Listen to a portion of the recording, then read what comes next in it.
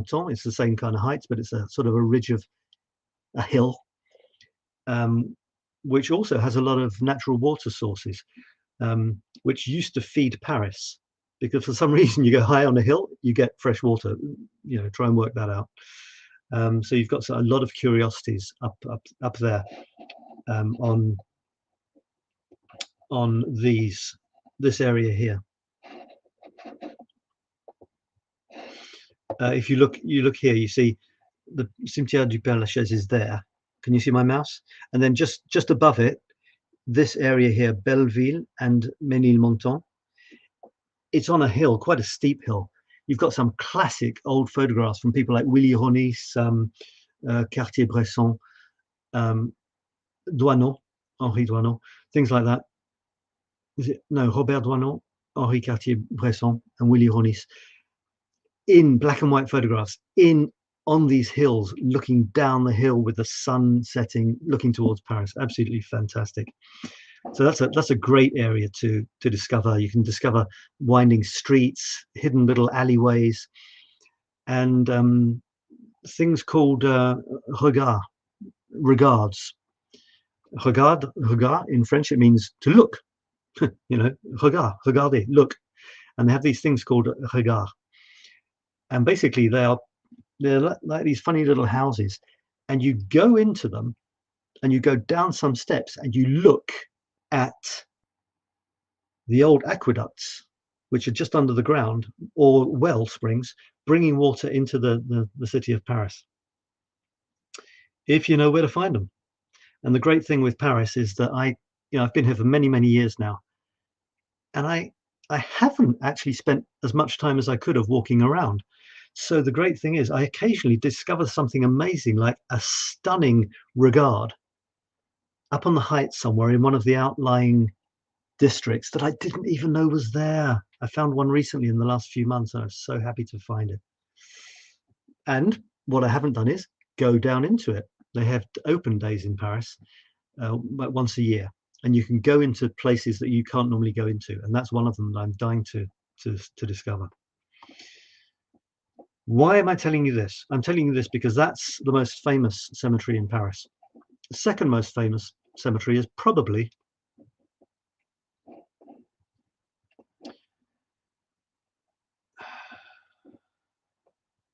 where am I? This one is probably this one, which is also really good. Some really interesting sculptures, and it's interesting because it's actually got a road going right the way through it.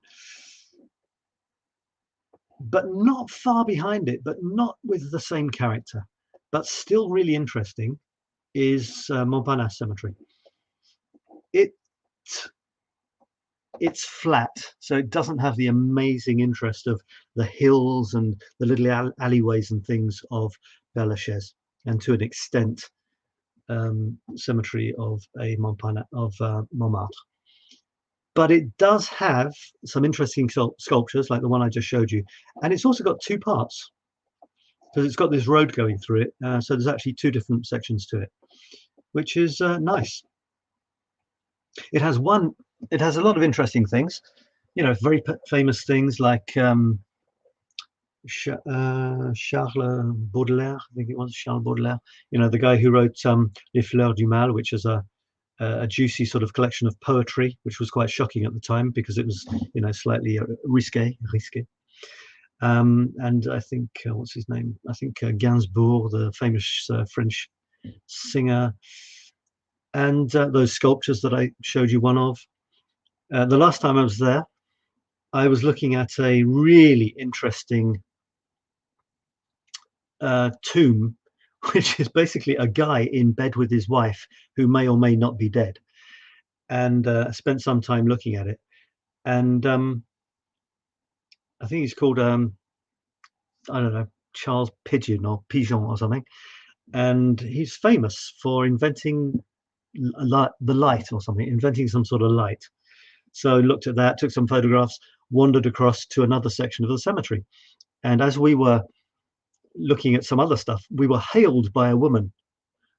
We were just looking at some gravestone and hailed by a woman who was looking after a gravestone, who said, "Do you want a tour of the graveyard of the cemetery?" And we were in a bit of a hurry, and but we didn't want to upset this person, so we said we didn't have much time, and then she said, "Yeah, well, there's one thing, really interesting thing I can show you if you like." I was like, "Okay."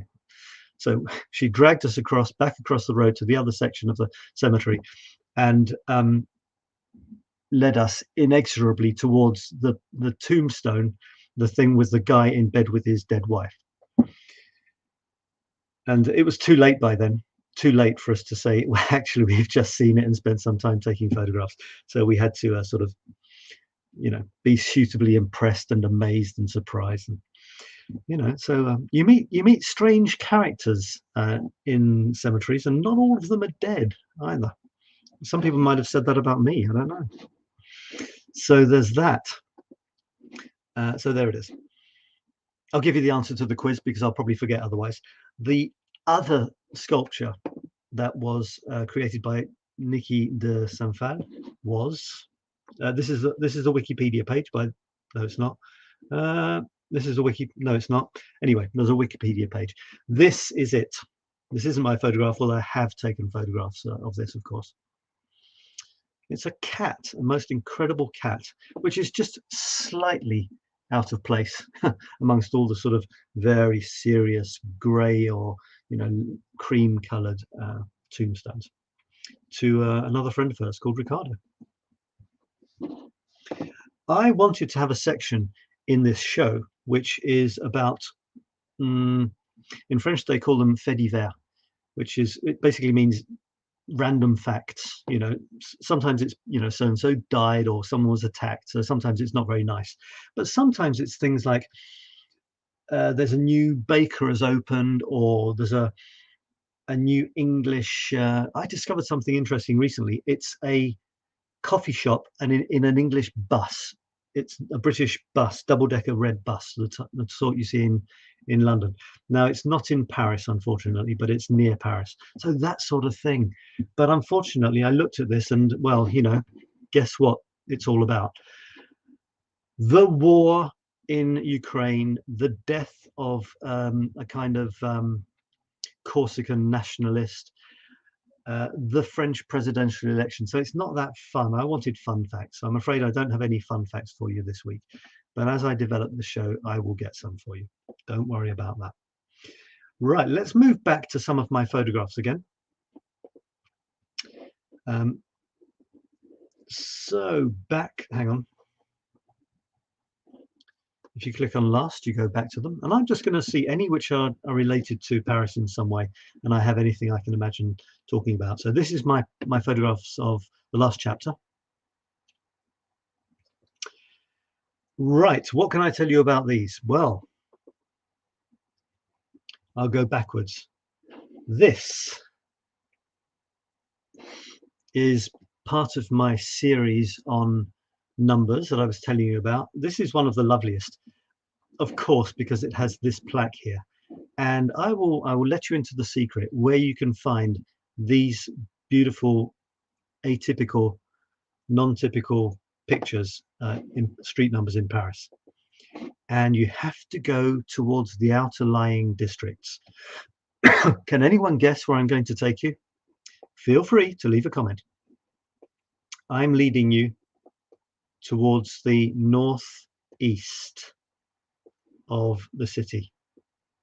Where am I? I'm lost. I'm not even on the right side of the river. The northeast of the city.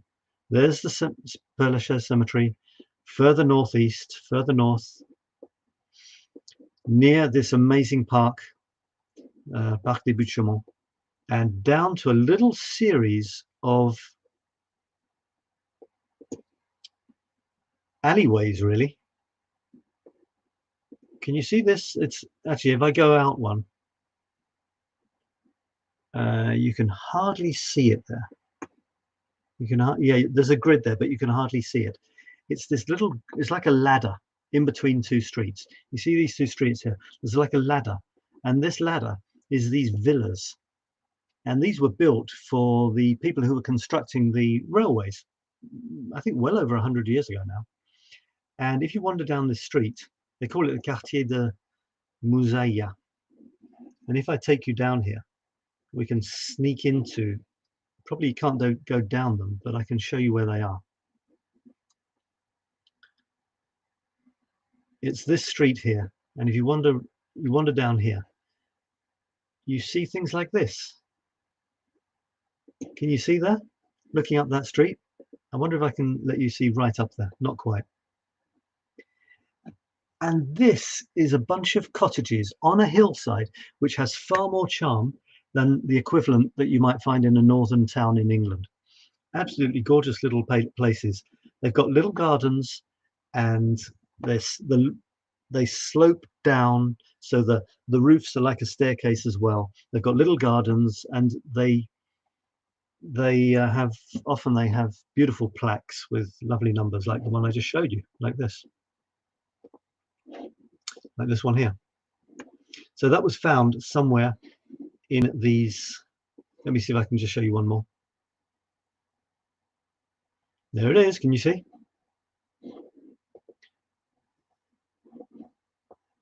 Can we look down there? Not quite. See how cute they are? See how lovely that is? And there's lots of cats walking around, and it's really surprising to imagine when you're halfway up one of those things that you're in Paris and not in some cute little northern town in England. That's what it reminds me of. And fun fact, because they're on quite a steep hill and the ground underneath is not necessarily that solid, they're slipping down. I read somewhere a little while ago that in fact some of these houses are moving a centimetre or 3 per year. So that might not sound a lot, but can you imagine in 10 years it's actually moved that much? So that's a bit of a problem, isn't it? Because if you imagine you've got all of the houses that you can see here are pushing onto the last one, and well, the last one, it doesn't have anything to lean against. So what's going to happen? Theoretically, they're eventually going to smash down into the road. So, and it's really difficult to do something about it. You know, how could you solve that problem? So, you know, maybe one day these are all going to collapse and they won't be there anymore.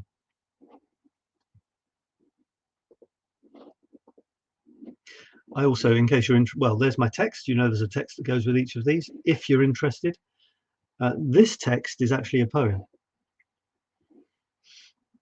I tell you what, I'll read it for you. It's called Blistering Whiskers, and it was inspired directly by this plaque. Blistering Whiskers. Two starry-eyed cats sat staring at the moon. The pale lady smiled, sipping thyme from a spoon. If you fancy a dance, I'll sing you a tune, she said, with a wink and feigned a swoon. Don't you know how to meow or catcall or croon? The black cat spat back, you'll be gone soon. In the cool night, cat white purred, don't be a loon.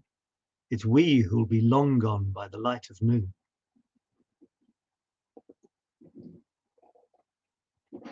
This is fantastic. There's an exhibition at the moment in le Musée de l'Ordre de la Libération. Yay! I have a personal vested interest in this museum, and I got a tour of it last weekend, and there's a guy, a very famous street artist, kind of the French Banksy, except his stuff is more portraits of people, you know, less contentious. And he not only has an exhibition in the this museum, which is part of Invalides, so you know, extremely, you can't get more official than a museum in the Hôtel des Invalides. But he went around Paris, around the 7th arrondissement, basically around Invalides, and decorated with the royal permission of 𝙤𝙤𝙤𝙠 Dati, or the mayor of the 7th. She blessed him with permission, and I suppose the post office had to give him permission as well. But oh, it's so wonderful to see this, you know. So there's portraits of resistance fighters, or you know, resistance people from the Second World War, who received a very special and high-ranking decoration, second only, I believe, to the Legion of Honor decoration, which is like the top one, Légion d'honneur. And he's not only decorated on the left a replica of this decoration, but he's put the name of this person. This person is interesting because it's one of the very few female members who received this highest decoration for people in the French resistance, and she's called Marcel Henry. And she, well, the date of her birth and death say it all. Date of birth 1945. Didn't survive the treatment she received in a concentration camp, and very little is known about her apparently. So you know, the Wikipedia page and the page on the museum site is quite condensed. Not much is known about her really. One of the unsung heroes, you might say. And in terms of the photograph, I'm really happy with it, because for me, I do like to add something. My photographs are supposed to be my photographs of something Parisian, not just a picture of something Parisian. So I've included one of those beautiful old metro signs. And there's a slight echo, you see, there's a slight echo, the cross on the metro sign, which is echoed by the cross here, which is the Le Croix de Lorraine And I can show you another version of that. There it is on the flag. So this flag is actually inside Invalides, and you can see it's got the 2 bars on it. There are variations on the 2 bars. Sometimes you can have 2 which are exactly the same, equidistant from the top and bottom, the same horizontal bars, the same size. Sometimes the top one is smaller. Sometimes both of them are higher towards the top of the cross, in the same way that is the case on the monument of Général de Gaulle. And there are rabbits. Yeah, rabbits. Can you see the rabbits? There are rabbits. 1, 2, 3, 4, 5. At least 5 little bunnies.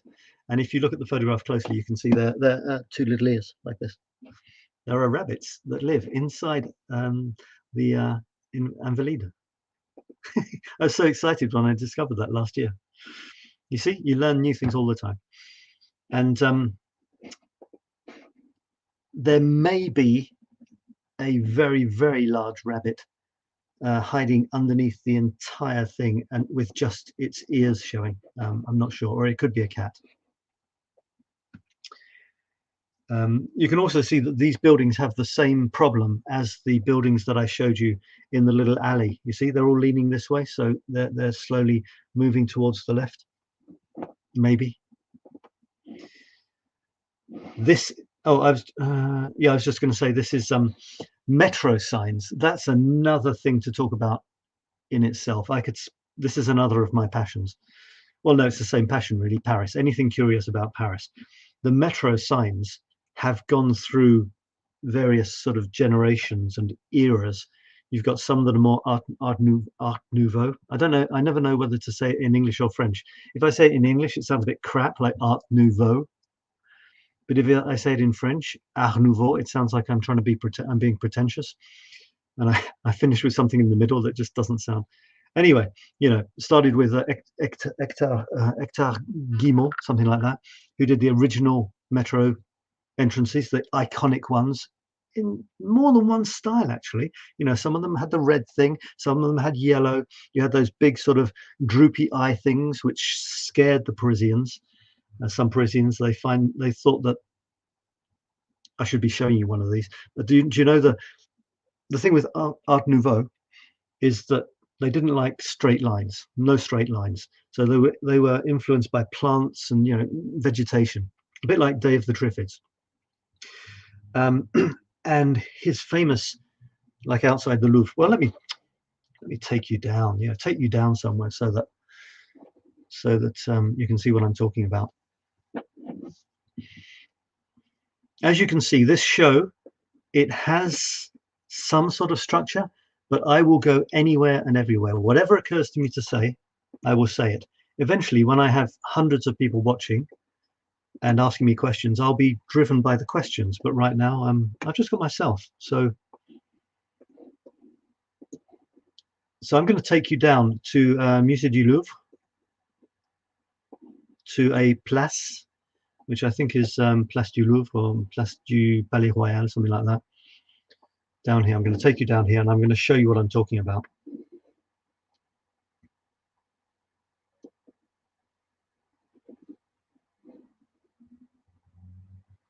Some horrible works.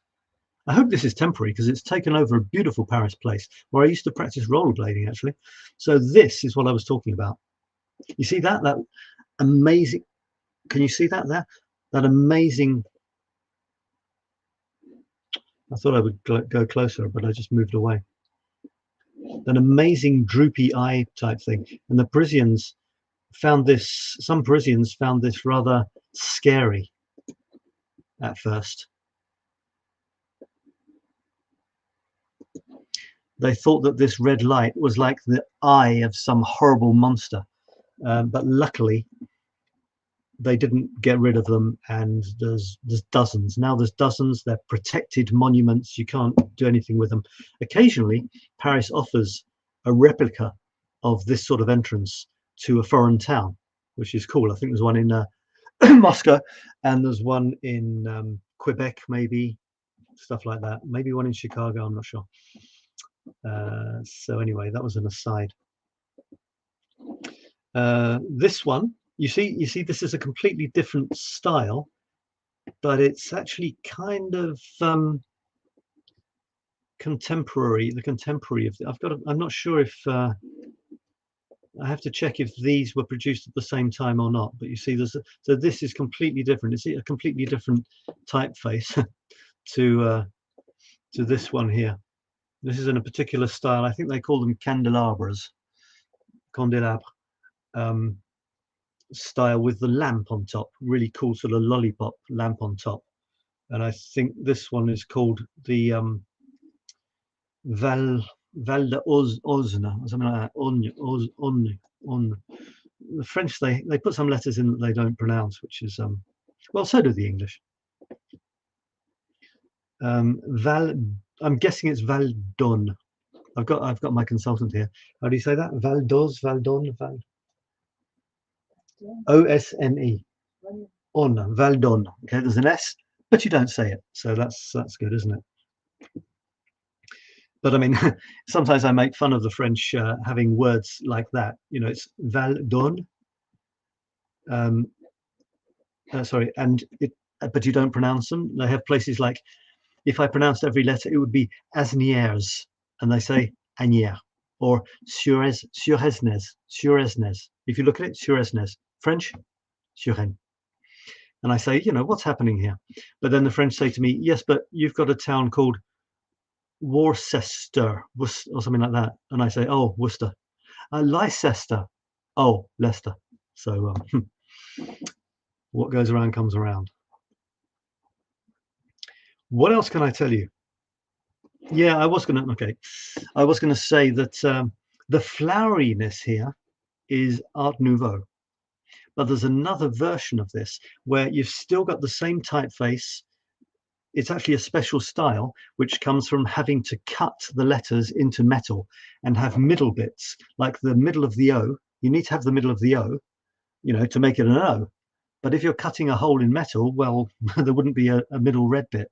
So they keep these little bits of metal in the top of the bottom so that it holds the middle of the O in place, which is pretty cool.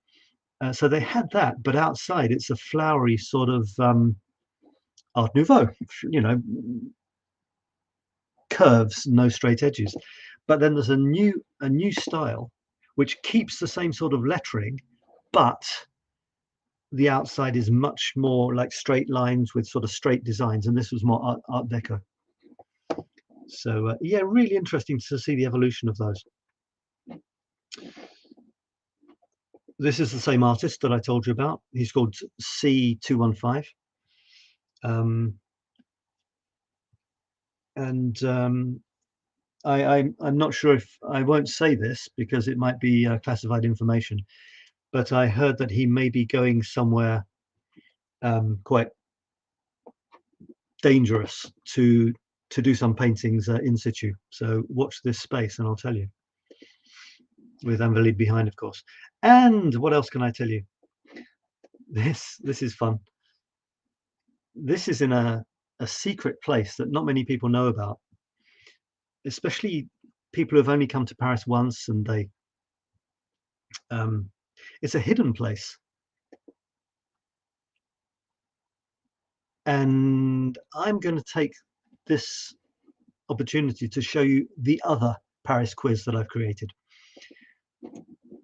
It's on my homepage, I mean my profile, which is facebook.com/SabParis, and it's also in our group, Paris Set Me Free group. It's a different type of quiz. It's a Where's Sab quiz. And here it is.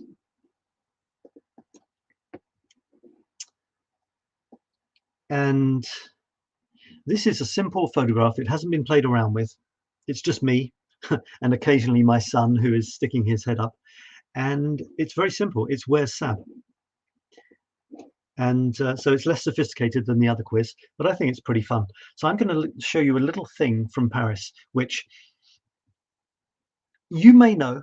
I mean, if it's something famous like Notre Dame, that would be too obvious. So I might show you a little bit, a sculpture or a statue from Notre Dame only. You know, something interesting like a saint holding his head in his hands, for example. And I'm going to say, Where's Sab? And you would say, ah, you are outside the beep, beep, beep, beep church. This is a good example. Where's Sab? You either know or you don't. You got to look around. Okay, it looks like it might be a park. I can see it looks like this part of the park is lower than this. So maybe you're up high somewhere. Where's there a park with a high section and a low section? Could it be the Tuileries? Could it be Parc de Bercy? And this sculpture here, this amazing sculpture, is one of a whole row of amazing sculptures.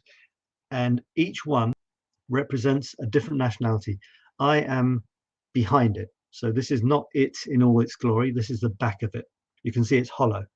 On the front side, you got the full glory of this amazing statue. A characteristic of all of these statues is that they have been made using prints from road markings from each of the relevant countries. So this maybe is, I'm guessing it might be Mexico or something. You see the hat, or South America. And you can see here in the hat the markings of some roads in that country. So it's really interesting. Drain covers as well. I'll give you the answer. It's actually in Parc de Bercy, Bercy Park, which is a kind of newish park. Really interesting park, and that's fun. So this is I've got two Paris quizzes going on: the Where's Sab quizzes and the much more official looking Paris quiz. Let me show you one more Paris quiz. Say hello, by the way, if you're watching. Haven't had any comments yet, so say hello, and I will be very, very happy to see someone saying hello. This one, I know the order's a bit strange, but I just want to show you this. So this one is, where are we admiring Sacré-Cœur from? And I give you a choice. And this photograph is taken from the same place that I took this photograph. Do you know where? By the way, look up when you're wandering around Paris or any other town. Look up and you see things you definitely might not be expecting. Professional tip. I looked up not very far and I saw this cat chasing a little mouse there. You see the little mouse down in the bottom left there? Now, you wouldn't be able to know where this is from this photograph, but you might, sorry, be able to guess where this is. Do you know? Someone said hello. You see? I asked and I received. Hello, Chris. Nice to have you here. Chris is saying hello. Chris, one of my former, you notice the word I don't use, Chris? One of my former smartphone photography masterclass people who set up a wonderful, oh, I've got a heart for you, Chris. I've got a heart, which I will contribute to your hearts group shortly.